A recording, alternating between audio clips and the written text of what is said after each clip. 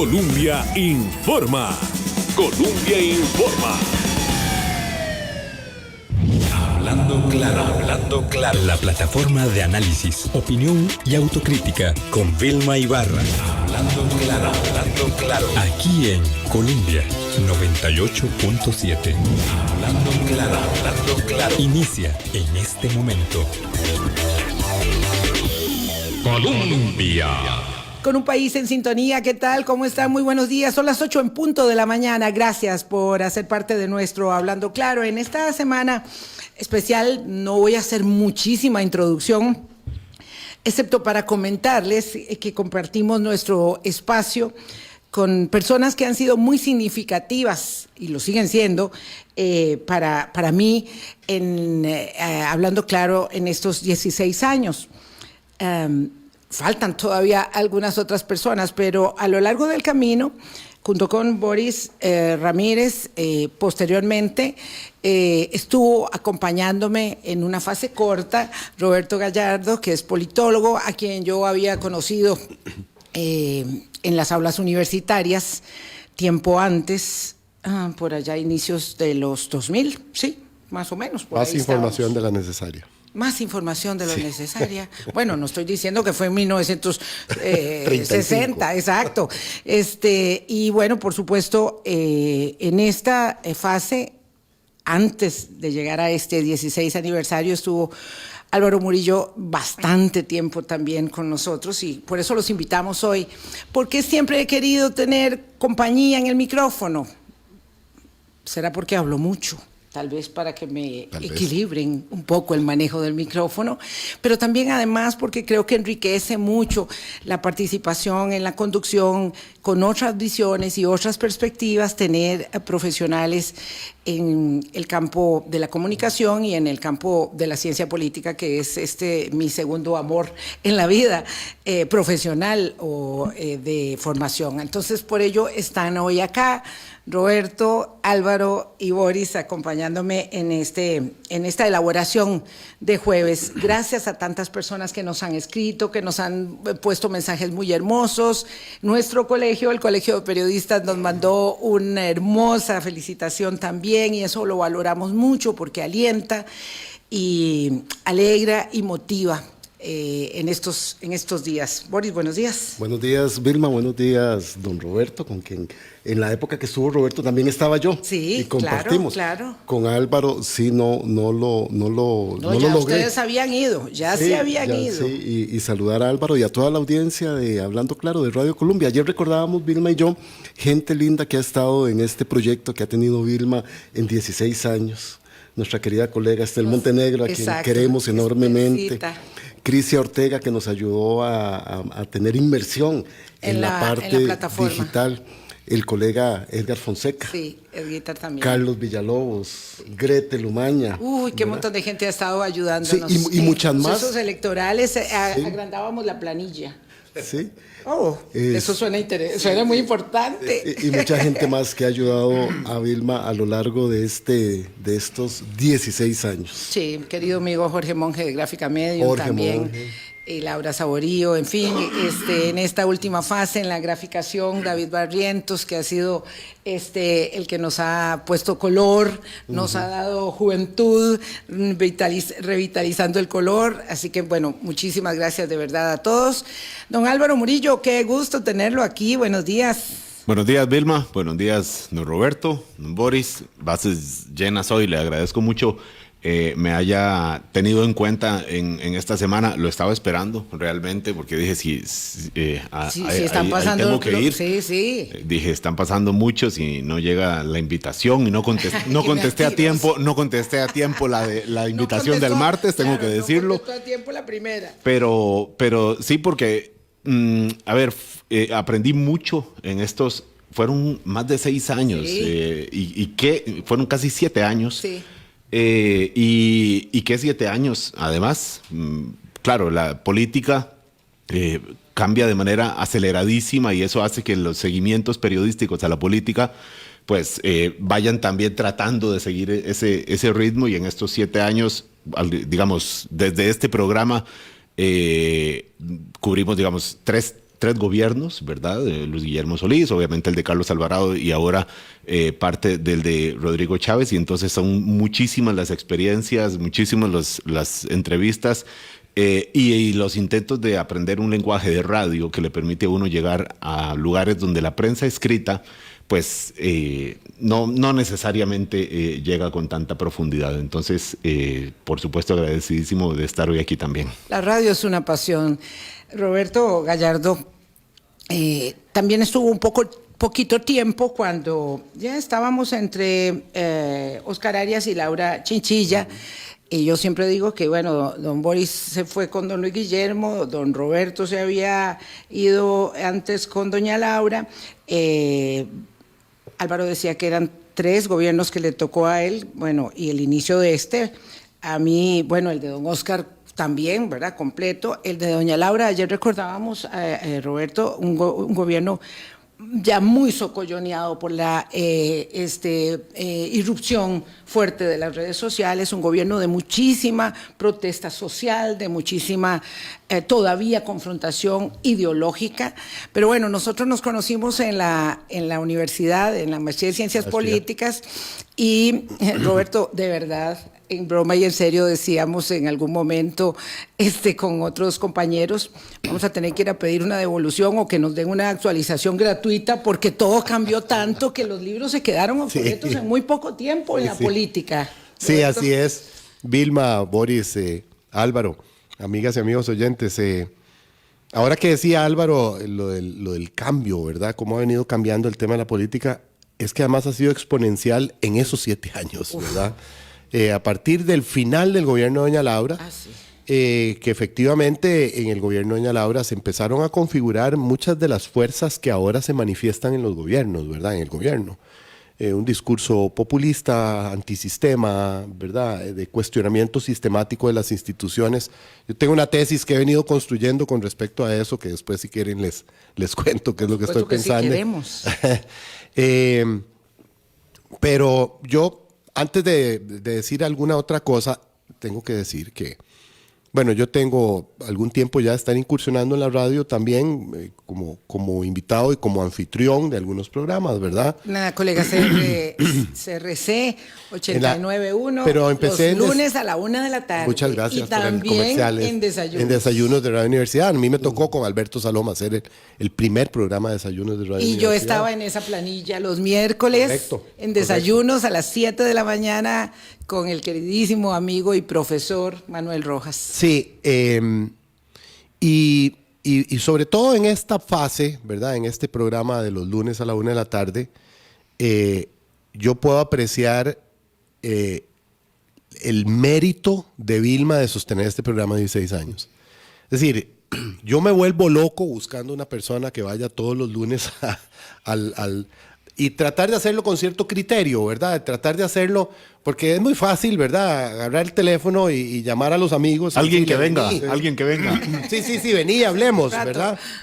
Hubo 8 horas, Roberto, que uno lo que hacía era abrir el micrófono y ponía a la gente a participar. Exactamente. Pero en esto que está diciendo, yo solo quisiera hacer una puntualización.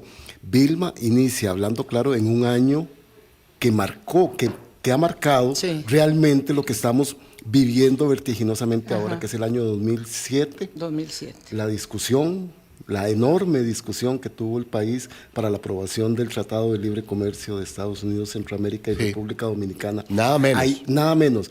Ahí creo yo, don Roberto y don Álvaro, que se sembró una semilla diferente de cómo venía dialogando Costa Rica. Y las fricciones, las heridas y los impactos de esa enorme discusión son las que nos tienen hoy aquí donde estamos. Bueno, yo quiero volver al tema del esfuerzo de Vilma, pues, antes de meterme en la parte... Es que eso está buenísimo, sí. Qué bruto, Boris. Lo que quiero decir es que no es fácil. Yo quiero decirle a nuestras amigas y amigos oyentes que no es fácil tener un programa de radio.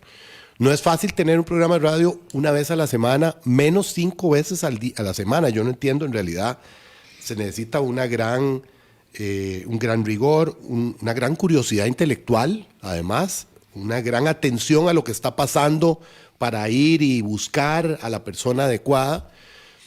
Y siempre hay invitados que aportan en este programa, y eso es un testimonio al respeto que Vilma ha logrado concitar en la gente. Porque además, desafortunadamente, estábamos acostumbrados, ¿verdad?, a un cierto tipo de programa de análisis, entre comillas, ¿verdad?, sobre todo en las mañanas, que no era eso. Y lo que Vilma ha hecho desde esa perspectiva es tan riguroso y es tan objetivo que le ha valido críticas de todo mundo, ¿verdad? Es decir, en gobiernos liberacionistas, de los liberacionistas, en gobiernos del PAC, de la gente del PAC, y en los otros gobiernos de las otras personas. Y eso quiere decir que lo que está haciendo Vilma lo ha hecho con gran objetividad.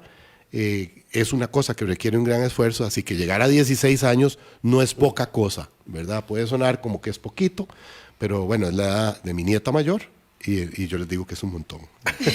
Así que muchas felicidades, Vilma, y de veras testimoniarte mi admiración por esto que haces todos los días, por la calidad con lo que haces y por lo que efectivamente has aportado en términos de elevar ese nivel de discusión que dice Boris, que se perdió un poco en la época del TLC, ¿verdad? Un día de estos me decía Vilma. Gracias, Roberto. Me decía Vilma, hagamos una lista de los hitos desde el 2007 hasta el 2022, un poco para poder responder esto que está planteando don Roberto, la rigurosidad, la temática. El país ha tenido demasiados temas. Entonces eso es lo que permite, ¿verdad?, construir una agenda de discusión, de análisis y sobre todo de opinión, que si algo tiene como mérito, y la etapa inicial que yo estuve aquí con Vilma, yo lo que siempre le dije es, te agradezco que me hayas ayudado a romper una norma periodística que incluso yo como profesor nunca he aceptado, que es la de la objetividad. Un ser humano no puede ser objetivo, un ser humano tiene que tener criterios y opiniones. Y si algo me ayudó en esa etapa para posteriores decisiones que tomé después, fue haber roto con eso y tomar posición. Y uno tiene que tomar posición en ciertos momentos de la historia y de la vida del país para poderle aportar realmente. Y eso es algo que, hablando claro, ha tenido como una norma desde que yo escuchaba a Vilma hace mucho tiempo, y después cuando ella me invitó por una circunstancia particular a que viniera por primera vez a ayudarle. Sí. Boris y Roberto, yo quiero agregar una gran ventaja también que tiene ya cumplir 16 años acá, y es el acervo de estos hitos que vos mencionabas, Boris, para poder medio entender lo que nos está pasando y lo que faltará por pasar, ¿verdad? Porque la historia no acaba en 2023, perdón, que estamos ya.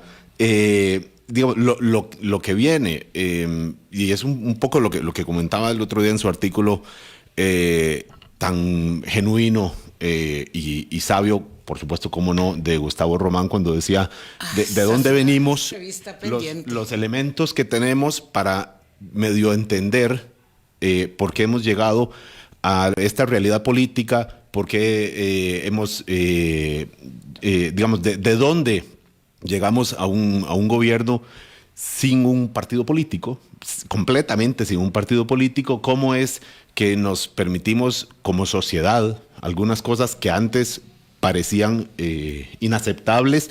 ¿O cómo es que ahora rechazamos del todo cosas que antes se consideraban deseables en términos del comportamiento político, de los dirigentes de la política?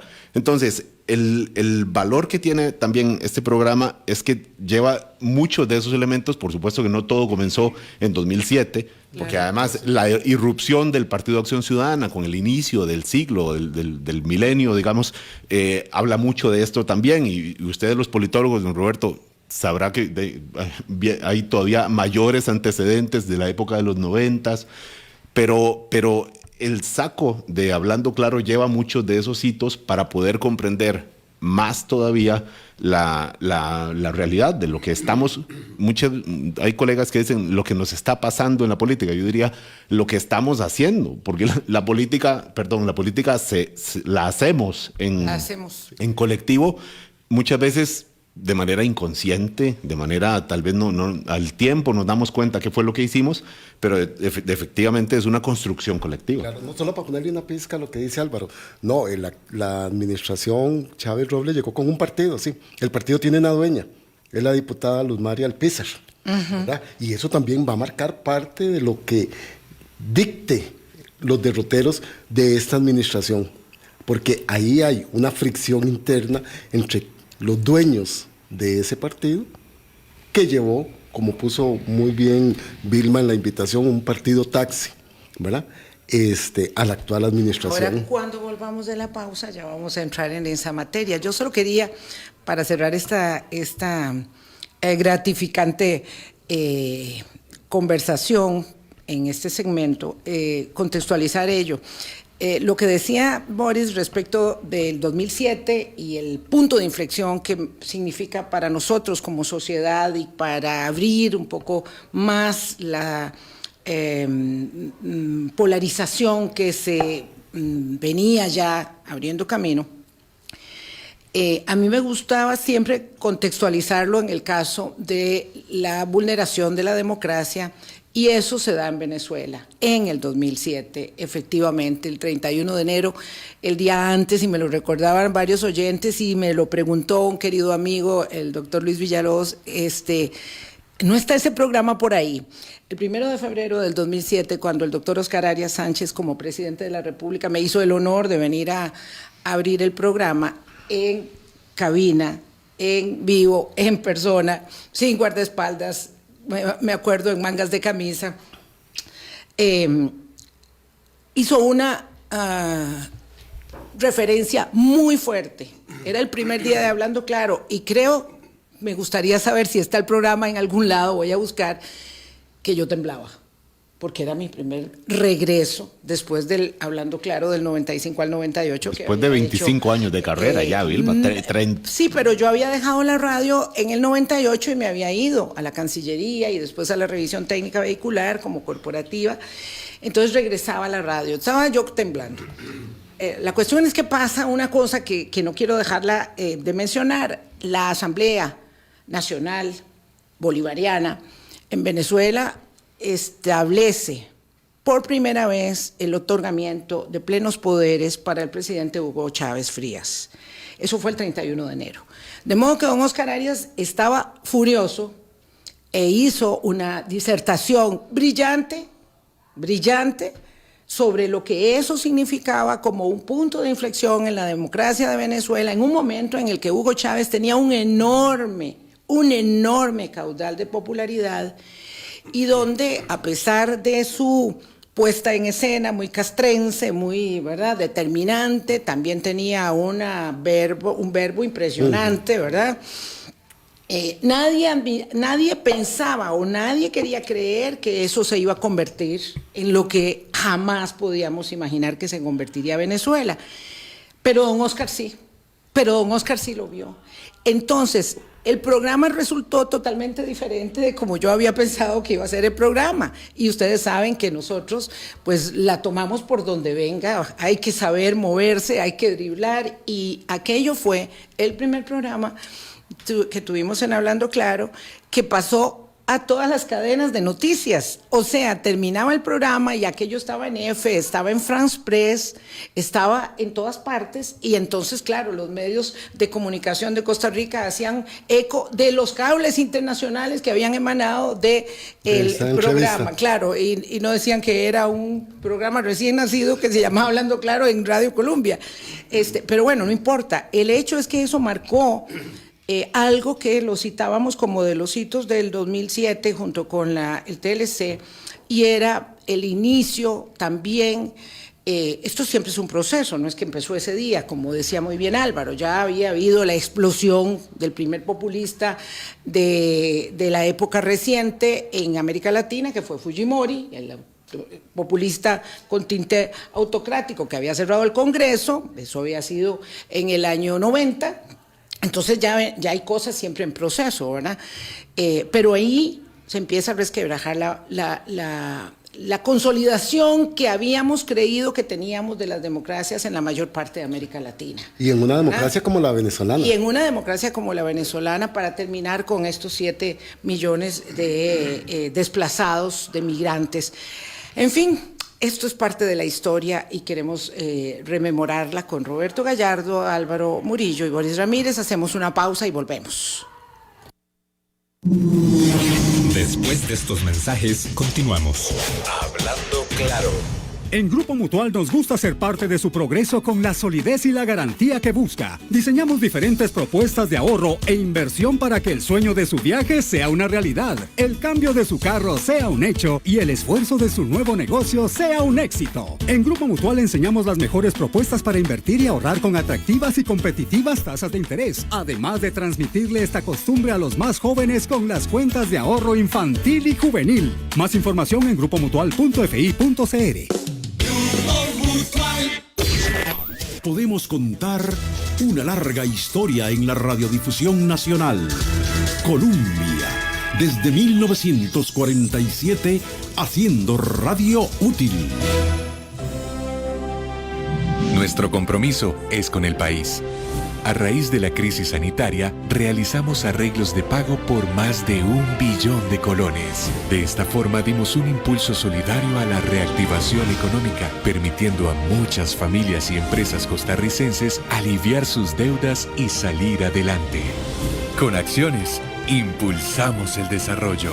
Somos el Banco de Costa Rica. Acciones pequeñas, acciones grandes. Juntas suman. Sumemos buenas acciones. Costa Rica lo merece. Colombia, desde 1947. Una historia de éxitos. En Grupo Mutual nos gusta ser parte de su progreso con la solidez y la garantía que busca. Diseñamos diferentes propuestas de ahorro e inversión para que el sueño de su viaje sea una realidad, el cambio de su carro sea un hecho y el esfuerzo de su nuevo negocio sea un éxito. En Grupo Mutual enseñamos las mejores propuestas para invertir y ahorrar con atractivas y competitivas tasas de interés, además de transmitirle esta costumbre a los más jóvenes con las cuentas de ahorro infantil y juvenil. Más información en grupomutual.fi.cr. Ingrese a nuestra página y amplíe su información. www.hablandoclarocr.com. Hablando Claro. Colombia. Con un país en sintonía, 8:22 minutos de la mañana, aprovechando, por supuesto, la presencia de Roberto Gallardo y de Álvaro, que ha sido encargado de cobertura política de prácticamente toda su carrera. Planteábamos como eje de conversación también para esta mañana el tema de los partidos políticos. Yo, pues obviamente tengo, como muchos, la congoja de que nuestro sistema de partidos políticos de verdad está en un estado calamitoso. Y cuando recordaba Álvaro que el presidente de la República llega en vía de un taxi, de un vehículo, ¿verdad?, que lo transporta al ejercicio del poder, y que tantos años que la Unidad Social Cristiana dejó de gobernar, que Liberación perdió 3 campañas seguidas, que el PAC perdió su representación legislativa, algo que es gravísimo, gravísimo, y que la gente no lo puede a veces dimensionar y no tiene por qué, hay que explicarlo. Y encontramos un partido taxi y unos inquilinos en casa presidencial que están organizando un partido para continuar, no con el que llegaron, van a cambiar. Probablemente, digamos que uno diría, vino en taxi rojo, se va ahora en Uber o coge un Didi, lo que sea, porque va a cambiar de medio de transporte para la municipal y la presidencial.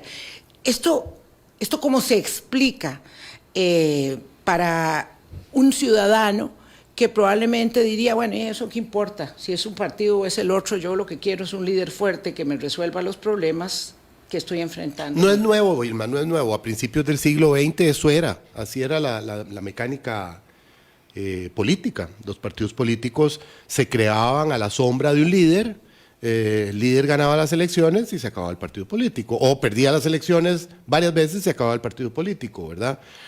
Y tenemos la experiencia de países como Guatemala, por ejemplo, cercanos, contemporáneos, en donde igual los partidos políticos no son organizaciones permanentes de creación de pensamiento, ni nada por el estilo.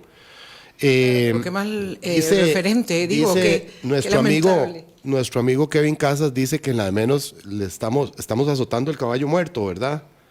Los partidos políticos son un invento reciente en la historia de la ciencia política. Los partidos políticos no existían sino hasta hace 200 años.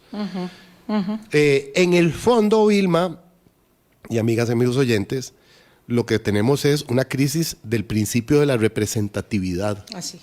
Y eso es gravísimo porque, sabemos que no podemos tener una democracia participativa universal, ¿verdad? No todo el mundo puede involucrarse en todas las decisiones en todo el tiempo.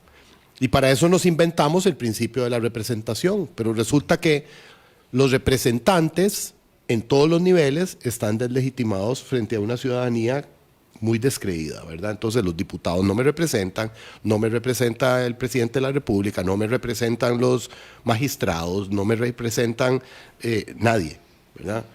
Y en ese contexto es muy difícil que los instrumentos de representatividad por excelencia, como son los partidos políticos, tengan alguna validez, ¿verdad? Ahora, a mí lo que yo he venido rumiando en los últimos tiempos es que en realidad todo esto que está pasando es producto de una división cultural que se ha venido dando en el país desde hace mucho tiempo. Empezamos a ver los elementos de esa división cultural en el 2018.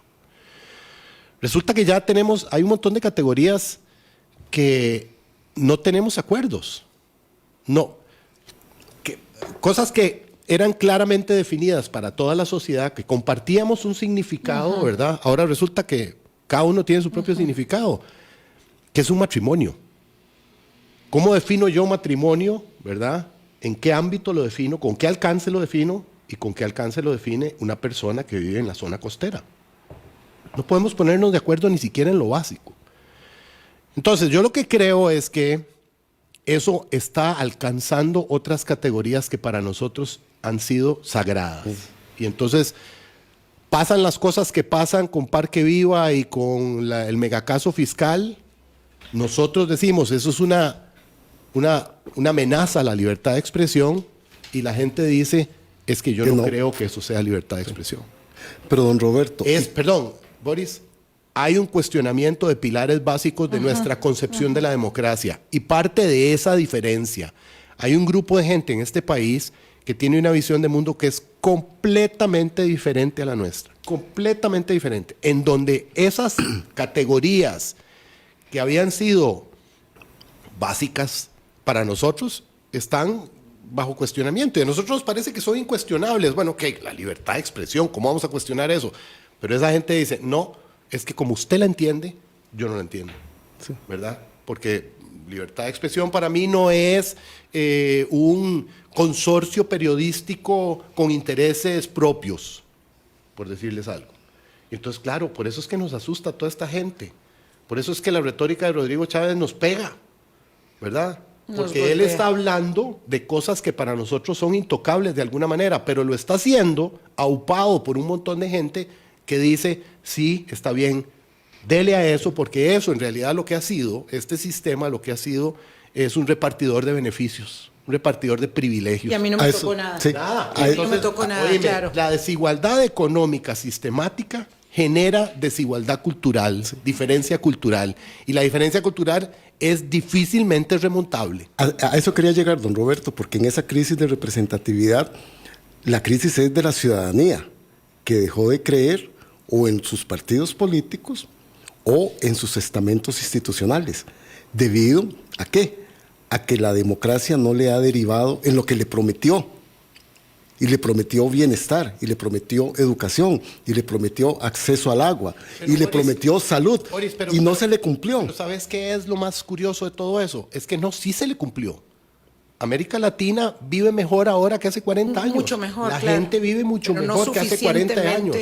Hay un sentido de injusticia con respecto a los beneficios del ejercicio democrático que la gente resiente.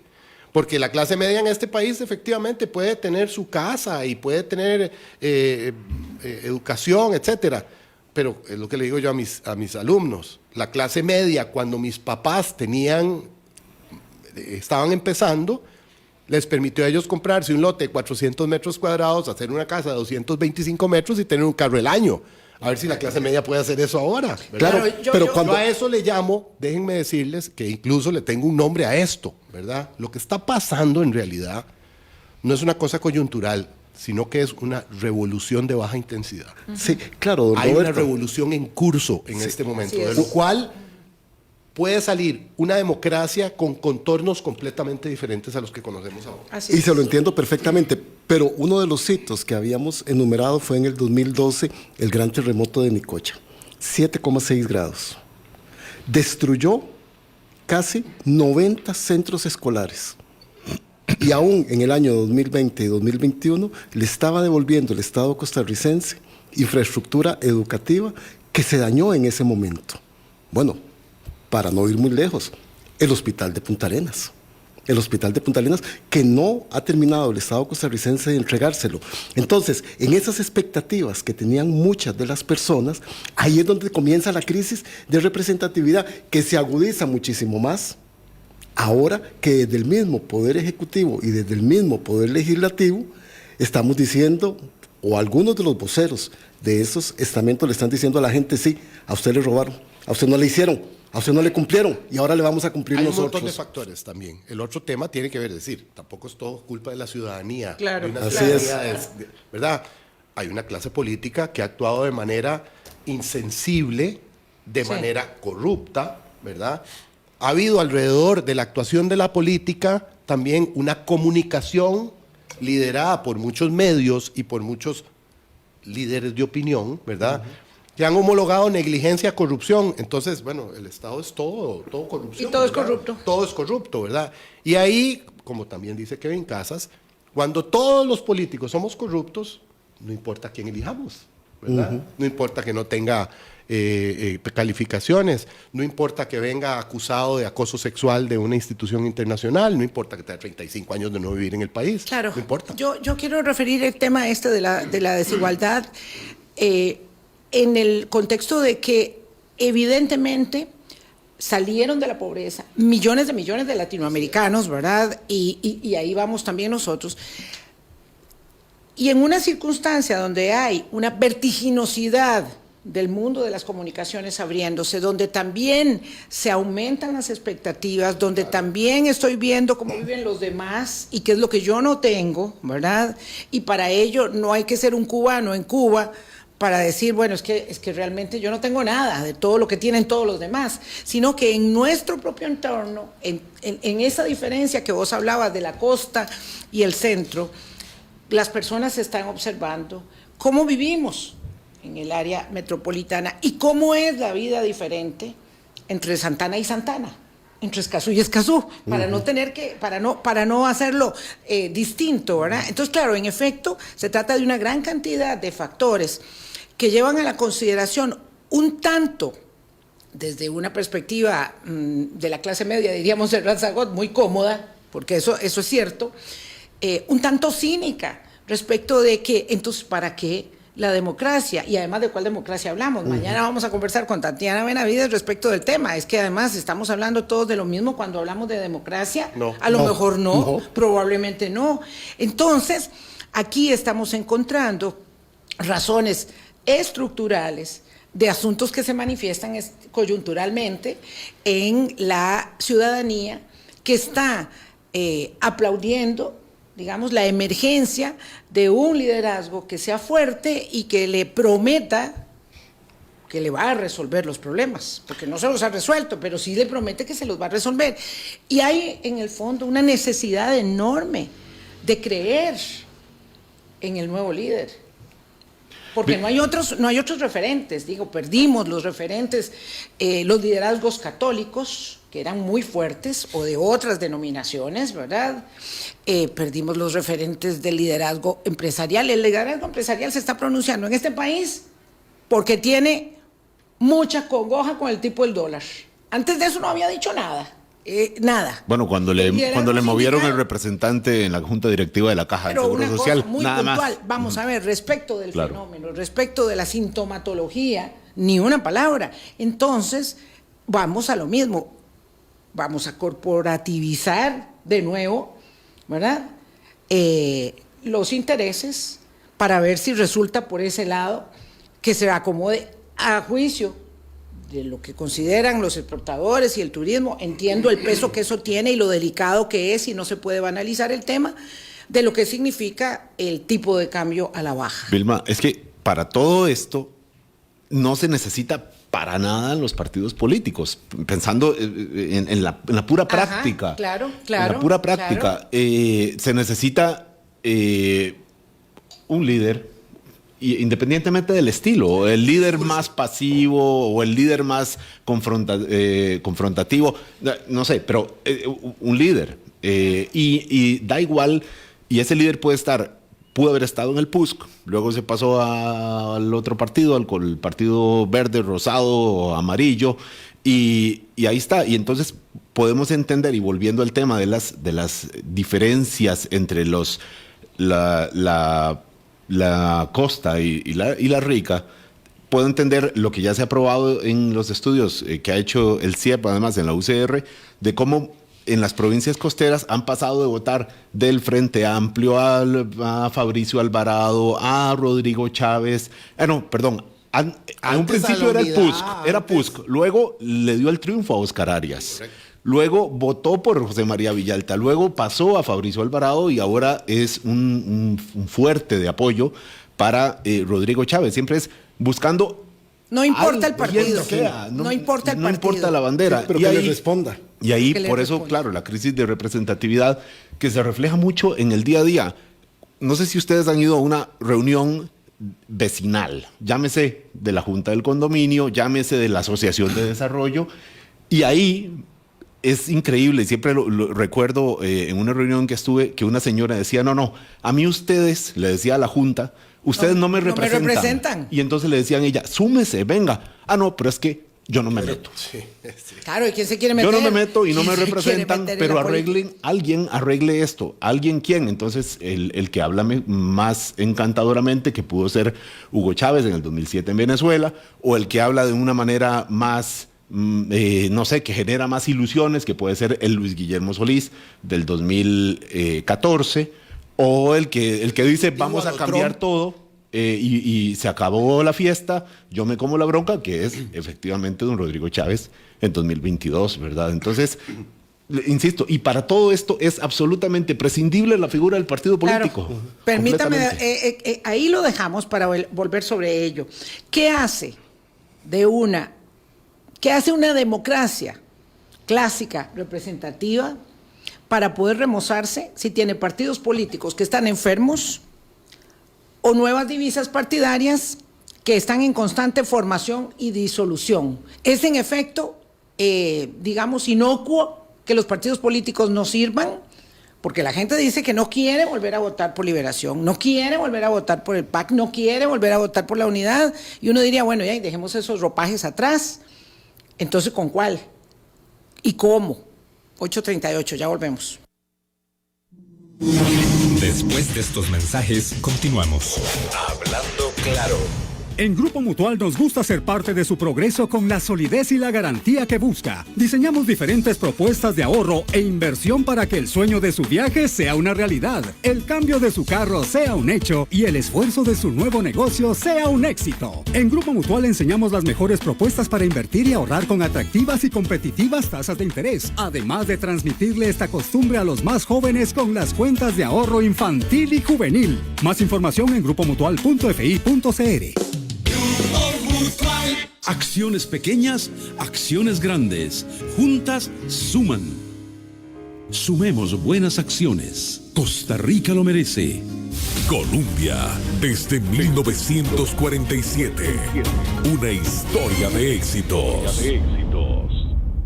En Grupo Mutual nos gusta ser parte de su progreso con la solidez y la garantía que busca. Diseñamos diferentes propuestas de ahorro e inversión para que el sueño de su viaje sea una realidad, el cambio de su carro sea un hecho y el esfuerzo de su nuevo negocio sea un éxito. En Grupo Mutual enseñamos las mejores propuestas para invertir y ahorrar con atractivas y competitivas tasas de interés, además de transmitirle esta costumbre a los más jóvenes con las cuentas de ahorro infantil y juvenil. Más información en grupomutual.fi.cr. Ingrese a nuestra página y amplíe su información. www.hablandoclarocr.com. Hablando Claro. Colombia. Con un país en sintonía. Hoy jueves conversamos con Roberto Gallardo, Álvaro Murillo, compañeros que han estado aquí en diferentes épocas en Hablando Claro, ayudándonos, aportándonos. Vamos a ver, dije algo que le molestó a algunos oyentes, a algunos de los que seguían en plataforma la invitación. Hoy por hoy está sometido a discusión el elemento.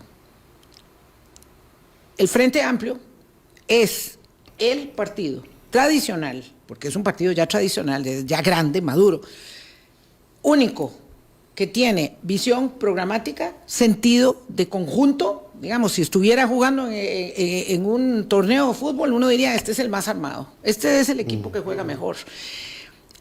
¿Y qué pasa con los partidos tradicionales, venidos tan a menos, corporativizados, unos como segmentos de alcaldías, otros como segmentos provinciales, unos casados aliados del gobierno de manera muy incondicional, ¿verdad? Otros solamente respondiendo al sistema de negocios, a algunos de los negocios del sistema de negocios. Y yo dije esto del Frente Amplio y a la gente alguna le molestó. Dice, ahora sí ya la volaron, ¿verdad? Porque ahora son del Frente Amplio. Para que lo sepan, somos del Frente Amplio. Entonces, pero esa es la verdad, que hace un país, una democracia clásica, representativa, Roberto, con esta enfermedad que ha cundido en los partidos políticos, donde hay un pequeño partido político que se muestra como tal. Si es que es así, yo no sé si estás de acuerdo. No, sí estoy de acuerdo dentro de la definición clásica. Ajá. Y la gente tiene que hacer la diferencia de, no es lo mismo decir que ese es un partido político que esté uno de acuerdo con lo que postula ese partido político. Que son los hechos, no las opiniones. Claramente es un partido político que tiene un programa político claramente definido, ¿verdad? Que no parece estar atravesado por las divisiones que parecen atravesar a los demás partidos políticos. Ahora, ¿qué es lo que se puede hacer? Lo primero es entender que Rodrigo Chávez es síntoma y no causa, ¿verdad? Lo que tenemos es que tratar de entender de veras qué nos trajo acá, qué nos trajo a este estado en donde un gran porcentaje de la ciudadanía no cree en lo que hemos creído tradicionalmente. En lo que creíamos creíamos todos. Exactamente, en los acuerdos tácitos que según nosotros teníamos como sociedad, y resulta que no es cierto. Hay gente que efectivamente me dice a mí, no, yo no creo en eso que usted me está diciendo, no creo en los partidos políticos. Bueno, dentro de nuestra concepción clásica de la democracia, los partidos políticos son absolutamente indispensables. Exacto. Pero, bueno, antes de los partidos políticos había representación de gremios, por ejemplo. Tal vez vamos a eso otra vez. Pero es un poco lo que tenemos. Vestidos con ropajes de partidos políticos. De acuerdo. Representación de gremios. Tal vez lo que deberíamos es denominarlo así directamente. Lo que no nos podremos brincar, don Roberto, es el proceso electoral. No, estoy de acuerdo. ¿Cómo llegaremos? ¿Cuáles serán los instrumentos, los vehículos? De pronto, y entonces vamos por postulaciones libres, por grupos que no tienen que ser partidos políticos, y tengamos una papeleta de 250, eso requiere una reforma. Sí. ¿Verdad? Tal vez, yo creo que, a ver, dentro de las soluciones que uno piensa, ¿verdad? De pronto, efectivamente es un momento para ir pensando en un sistema político diferente.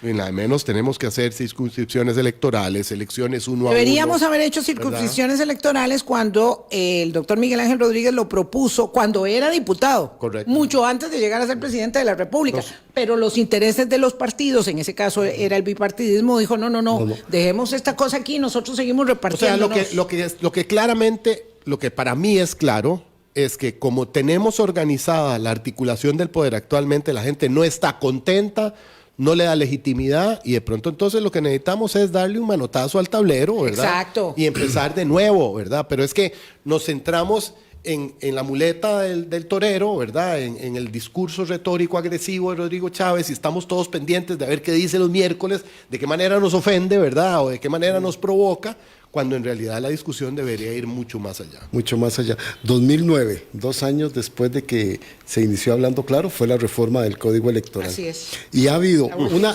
resistencia impresionante en su momento de los dos partidos del bipartidismo para acomodar el Código Electoral que nos lleva a esto. Y estamos pensando que la gente en los territorios cree e idealiza la democracia como nosotros tal vez la idealizamos. Pero no solo en los territorios, perdón, Boris. Sí. Aquí en el área metropolitana, ¿verdad? Igual. Rodrigo Chávez obtuvo votaciones importantísimas. No. Es que claro, esta cosa de la costa y la periferia hay que quitársela a lo físico. Es como un espacio virtual, porque hay periferias aquí en el centro del país, ¿verdad? Lo decía Vilma, Escazú y San Felipe de Alajuelita. Exactamente. ¿Verdad? Que quedan a 10 metros. Ana y Salitral. Tirraces y Curridabat. Tirraces de Curridabat. Moravia, San Vicente y la Trinidad. Tirraces y Monterán. Imagínese usted, es una cosa, es un universo. Claro, y entonces la gente lo que quiere es respuestas. Nosotros tal vez hemos intelectualizado, hemos idealizado la democracia y decimos tenemos que defenderla. Pero cuando usted va a los territorios y hay una comunidad allá en Upala que ha esperado durante 25 años que le arreglen el camino de acceso, y cuando uno ve llorando a la gente porque llegó un tractor a alivianar aquello, uno dice, ¿y la democracia qué? Aquí no está tan institucionalizada, porque la gente lo que quería era que le arreglaran el camino, nada más. O cuando se le lleva el agua sin contaminación a 18 comunidades en el Caribe Sur. Costa Rica construyó el acueducto más grande que se lo debía durante muchos años a 18 comunidades turísticas del Caribe Sur. Se le da eso a la población y eso no se le determina cómo. Claro. La instrumentalización de la democracia. Claro. La semana entrante vamos a volver con énfasis sobre el tema de la desigualdad y vamos a abordar el tema de la corrupción porque ayer salió el índice. Y hay que hablar mucho de eso, pero hoy no queríamos perder, sobre todo para estos últimos minutos, el foco de si se puede, dice Roberto, a lo mejor tenemos que avanzar a otra forma, si se puede y cómo mantener la democracia representativa como la entendimos, como la succionamos en el ADN de este pacto social que nos mueve, porque además esto es lo que está en juego, el pacto social. Y esto está en debate en todas partes, es decir, lo que está pasando en Francia, con la paralización de la ciudad de París por el tema de las pensiones, está en el eje, en el centro de la cuestión, ¿verdad? Cuando nos toque a nosotros que digan, no, ya no será 65, tiene que ser 70 o 68. Y la gente se tira a la calle y dice, a mí no me digan nada de democracia, a mí que no me quiten la edad de la pensión. Claro, Vilma. Entonces, ¿cómo reorientar, si es que es posible, porque es de suyo complejo, o nos entregamos, digamos, al líder de turno? Es que yo creo que lo que dice Boris es cierto, ¿verdad? La gente está esperando resultados, pero también hay una cosa discursiva, ¿verdad? Claro. Hay una cosa simbólica, porque realmente los niveles de apoyo de Rodrigo Chávez, los niveles de apoyo derivan no de lo que ha hecho, ¿verdad? Sino de lo que dice en contra de todos aquellos actores con los que dice, ¿verdad? Y de la forma. Es decir, la conferencia de prensa de los miércoles es pararse frente al micrófono y enseñarnos el dedo medio a todos los actores políticos tradicionales. Claro, dice aquí un querido oyente, claro, es que este es el ejemplo típico, dice él, del megacaso del BCT. ¡Qué bueno! Independientemente de la desestimación, ¡qué bueno! Que vayan detrás de los millonarios que nos han robado, igual que las pensiones de lujo, en fin, sí. Eso es articular un discurso efectivo, efectista, que la gente está deseando oír. Y es falso, porque es que yo no terminé la idea, claro, y es falso, porque además el Estado costarricense le ha derivado un montón de beneficios a su población, claro, en obra pública, en servicios, durante todos en salud, en todas las administraciones. El país fue un lujo en la sí, pandemia. Y entonces, cuando la gente viene a decir es que los políticos se robaron todo, eso no es cierto. Eso no es cierto. Hace falta una mejor y mayor se han robado distribución. mucho, Boris, se han robado mucho. Sí, ciertamente. Algunos casos puntuales. No. Pero es que yo quería volver a una cosa que dijo don Roberto, que no quisiera que termine el programa sin decirlo. El papel de la prensa en esa señalización, ¿verdad? Que es lo que está diciendo Álvaro, también hay una responsabilidad, porque el Estado costarricense ha invertido mucho, que ya faltan recursos para hacerlo mucho mejor, pero estar señalando siempre no se ha hecho bien, se lo robaron, qué barbaridad, es lo que hace que asuman gente como Rodrigo Chávez a venir a decir, aquí yo encontré esto y no había absolutamente nada. Pero insisto, Discursos absolutistas nunca llevan a nada bueno. A nada. Así pasó, ¿verdad? Lo que empezó como una preocupación válida, que terminó siendo un arma política, ¿verdad? El discurso de ética, por ejemplo, del PAC, terminó efectivamente en un lodazal, ¿verdad? Que no venía. y en un boomerang para ellos también, además. Pero cuando digo que se han robado mucho los partidos políticos, Boris, no me refiero solamente a dinero o a miles de millones. Bueno, la confianza, que es este intangible y esta cosa tan valiosa, la confianza en la clase política que pasa, por supuesto, o que es un medio para llegar a la confianza en las instituciones, llámese Poder Judicial, llámese Defensoría de los Habitantes, que por cierto, hoy hay una elección que hay que mirar en la Asamblea Legislativa, llámese el alcalde de mi pueblo, Poás, o Santa Ana, o el que sea. Esa confianza ya no está de partida, entonces véndame usted, o sea, hágame un discursito rápido para ver si me convence. Y hay habilidades que ciertamente ha tenido el gobierno actual de hacerse discurso rápido y convencer, sabiendo que hay un clima ya de desconfianza de partida. Y cuando los resultados de lo prometido no sea, porque eso es lo que va a suceder. Eso es lo que va a suceder en este gobierno.